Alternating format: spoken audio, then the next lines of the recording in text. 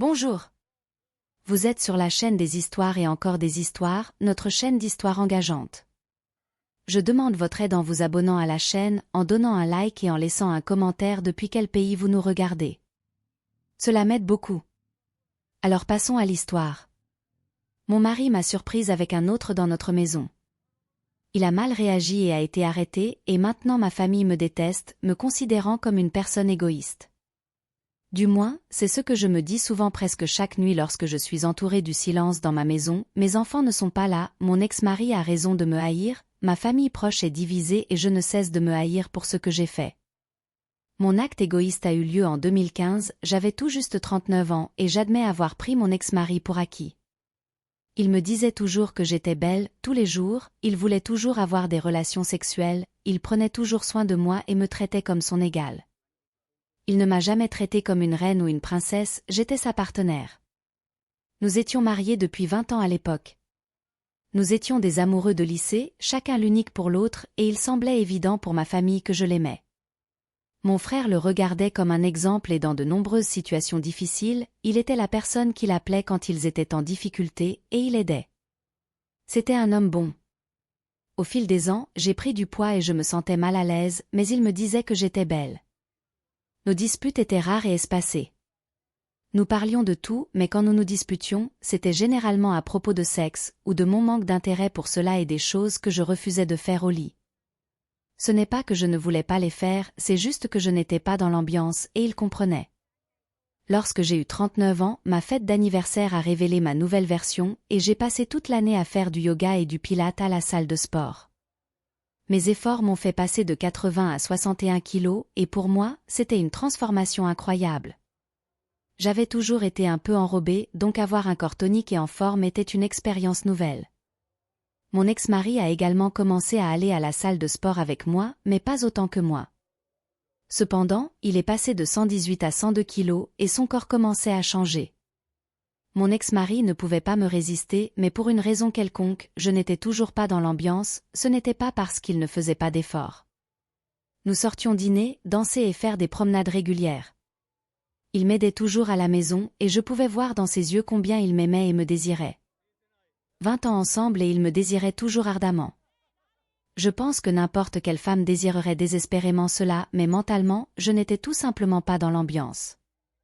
À l'époque, je pensais que c'était à cause de la ménopause précoce, car nous ne faisions l'amour que 2 ou 3 fois par mois, et je n'arrivais à l'orgasme qu'une fois. Mais il en voulait plus, et peu importe ses efforts, je n'étais tout simplement pas intéressée. Il a mentionné la thérapie de couple, et c'est là que mon égoïsme est entré en jeu. Un nouveau manager a commencé à travailler dans mon bureau quelques jours après mon anniversaire. Il était un peu plus jeune et plus beau, et pour une raison quelconque. Il s'intéressait à moi. Au début, je l'ignorais, puis je le lui montrais subtilement. Ensuite, il me regardait et je lui montrais ma bague. Cependant, après 2 mois de flirt constant, je lui rendais son flirt, ce qui m'a amené à lui parler de ma vie, et je me suis retrouvée à penser de plus en plus à lui. C'était une liaison émotionnelle. Je le sais maintenant, mais à l'époque, j'étais sur un nuage. Mon ex-mari soupçonnait qu'il y avait quelque chose qui clochait chez moi, et nous avons eu une dispute. Honnêtement, il croyait avoir commencé la dispute.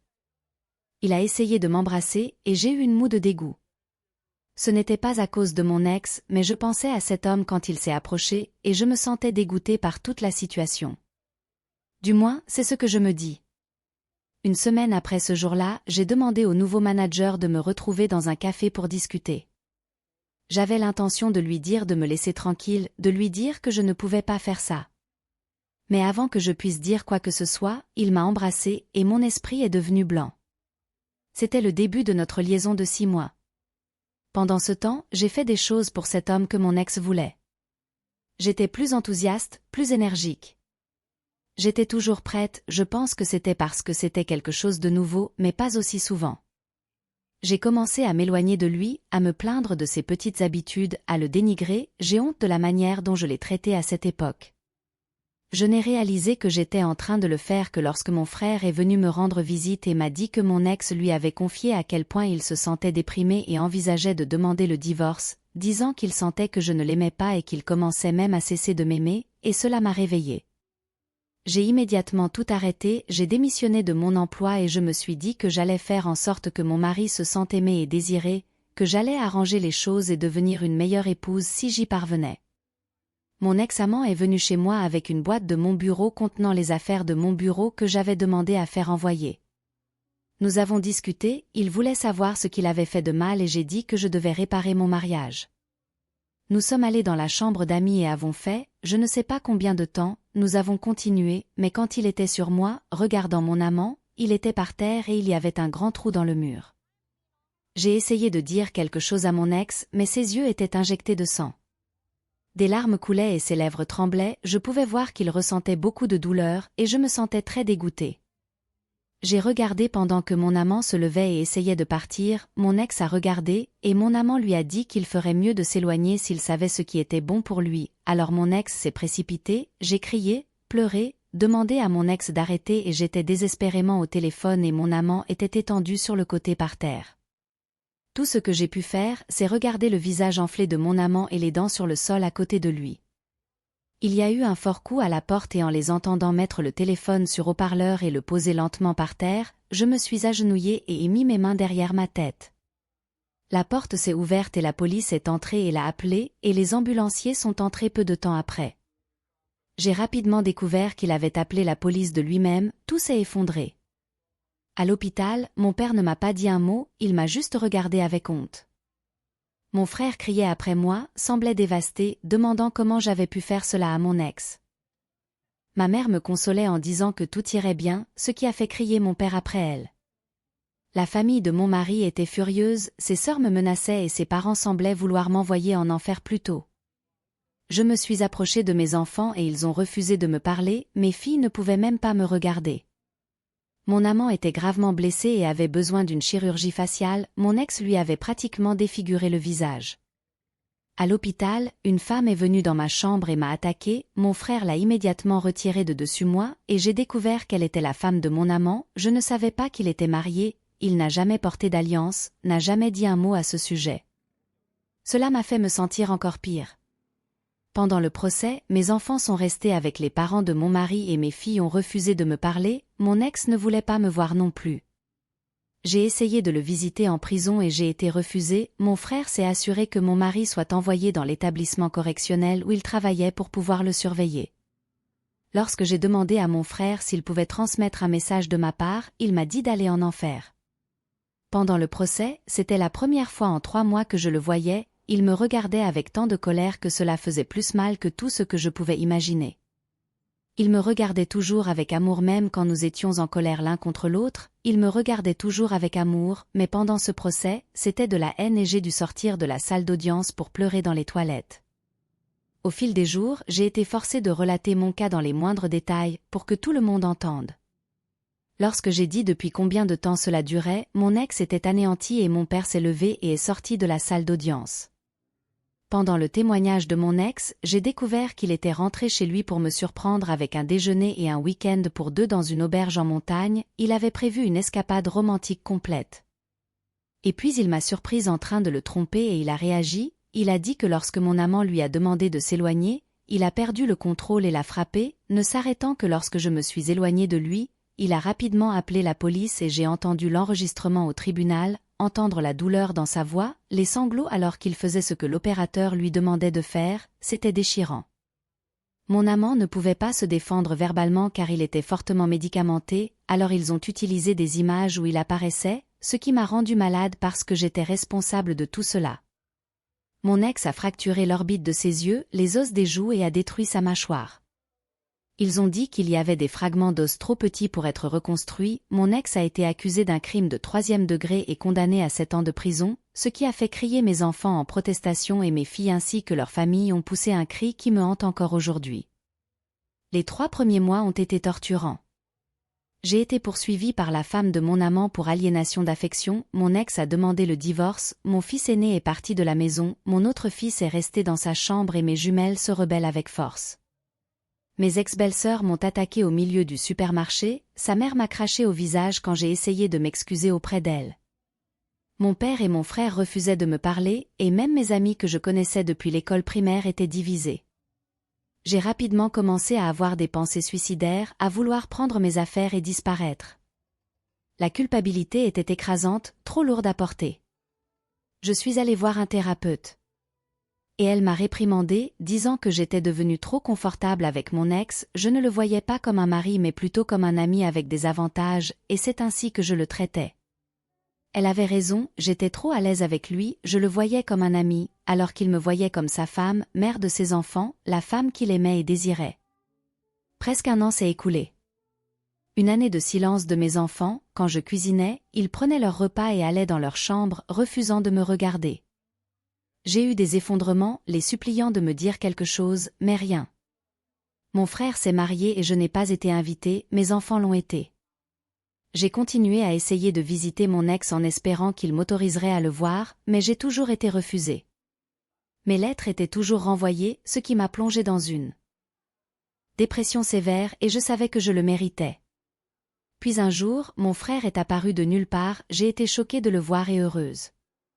C'était la première fois depuis le jugement qu'il venait chez moi, et il est venu juste pour me réprimander, disant que mon ex était à l'infirmerie après qu'un détenu ait tenté de l'agresser sexuellement dans sa cellule, ce qui a entraîné une perforation de mon estomac et une fracture de la colonne vertébrale pour le détenu. Mon frère a crié sur moi, « Tu as fait ça !»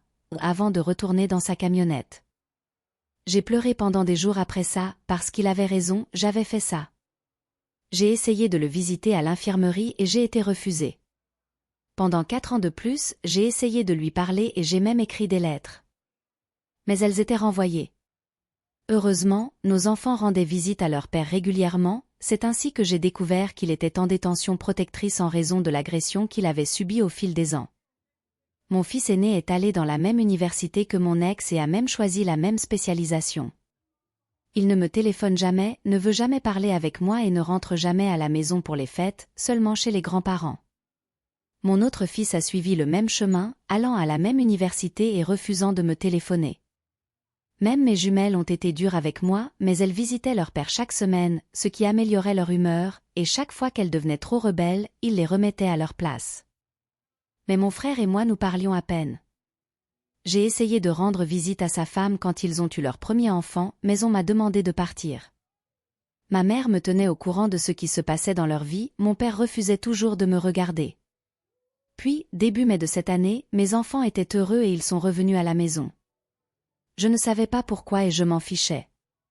Ils étaient à la maison pendant 4 mois, ils étaient près de moi et j'ai tout fait pour leur montrer à quel point je regrettais, mais j'ai été ignorée, bien qu'ils me parlent, ce qui me rendait heureuse de pouvoir discuter avec eux et savoir ce qui se passait dans leur vie. Mon fils aîné fréquentait une femme depuis plus d'1 an. Mon deuxième fils était dans l'équipe d'athlétisme universitaire, et même mes jumelles ont recommencé à me parler. Je me suis encore plus détestée pour ce que je leur avais fait, les voir sourire à nouveau, jouer et dîner ensemble, cela me manquait tellement. Fin août, je me préparais pour le premier jour d'école des jumelles, qui était aussi leur 18e anniversaire. J'étais excitée pour leur fête d'anniversaire, je leur ai dit ce que j'avais prévu de faire, et sans hésitation, mes jumelles m'ont demandé de faire la fête un autre jour. Cela m'a déconcertée, car je pensais que nous commencions à nous améliorer. Quand j'ai demandé pourquoi, l'une d'elles a répondu, « Parce que papa nous organise une fête et je ne veux pas que tu sois près de lui. » Ce commentaire m'a choquée. J'ai demandé quand leur père était sorti et elles ont dit qu'il était sorti fin avril pour bonne conduite. J'ai pleuré parce qu'il était dehors et cela m'a encore plus bouleversée. Elles étaient plus proches parce qu'il était dehors, elles étaient plus heureuses et joyeuses parce qu'elles avaient leur père de retour dans leur vie, ce n'était pas parce que nous commencions à nous améliorer, elles l'avaient de retour. J'ai demandé où il vivait et elles ont dit qu'il vivait avec mon frère. J'ai essayé d'appeler, j'avais besoin de lui parler mais il a refusé. J'ai essayé d'y aller en tenant toutes les lettres qui m'avaient été renvoyées au fil des ans et je l'ai brièvement vu à la porte, j'ai crié son nom et mon frère m'a demandé de partir. Je lui ai remis les lettres et je suis partie. Quand je suis arrivée à l'entrée, j'ai entendu sa voix, je me suis retournée et il marchait vers moi, j'ai commencé à pleurer et je suis allée instinctivement le prendre dans mes bras et il m'a rendu mes lettres. « Tu as oublié ça ?» a-t-il dit. Et j'ai pleuré en le regardant s'éloigner, je lui ai supplié, j'ai supplié pour qu'il me parle juste et il est juste retourné dans cette maison, mes enfants me regardaient par la porte et tous avaient du désamour dans leurs yeux. À ce moment-là, j'ai réalisé que mes enfants me toléraient juste, mais je veux toujours réparer ça. Je veux lui dire à quel point j'ai été égoïste, je veux lui dire à quel point il m'a manqué, je veux lui dire à quel point je suis désolée d'avoir détruit ce que nous avions. Alors j'essaie de continuer ma vie quotidienne. J'ai découvert par ma mère que l'ex-femme de mon amant visitait mon ex-mari depuis 2 ans et elle continue à le visiter. Je m'en fiche vraiment, je veux juste qu'il me pardonne d'une manière ou d'une autre, je veux qu'il me parle, je veux qu'il soit à mes côtés, je veux qu'il me regarde comme avant, je veux mes enfants à nos côtés, je veux juste ma famille de retour. Cependant, je sais que je ne le mérite pas. Même si par miracle nous nous réconcilions, cela ne sera jamais pareil. J'ai été égoïste et je voudrais pouvoir tout effacer. Quant à ce qui s'est passé, nous pouvons voir que l'égoïsme de cette femme a ruiné sa famille. Elle a même mentionné que son mari essayait d'améliorer leur relation et faisait des efforts pour elle. Et elle l'a récompensé par l'infidélité. Elle doit comprendre que la souffrance qu'elle a causée durera toute la vie et que la réconciliation n'est pas une option. Parce que même s'il lui pardonne, ce qui est peu probable étant donné ce que nous avons vu, il n'oubliera jamais ce qu'elle a fait. La hache oublie mais l'arbre se souvient toujours. Si vous avez aimé cette vidéo, montrez votre soutien à la chaîne en mettant un pouce levé et un commentaire, et en vous abonnant à la chaîne. Merci d'avoir regardé jusqu'ici, et à la prochaine vidéo d'histoires émouvantes.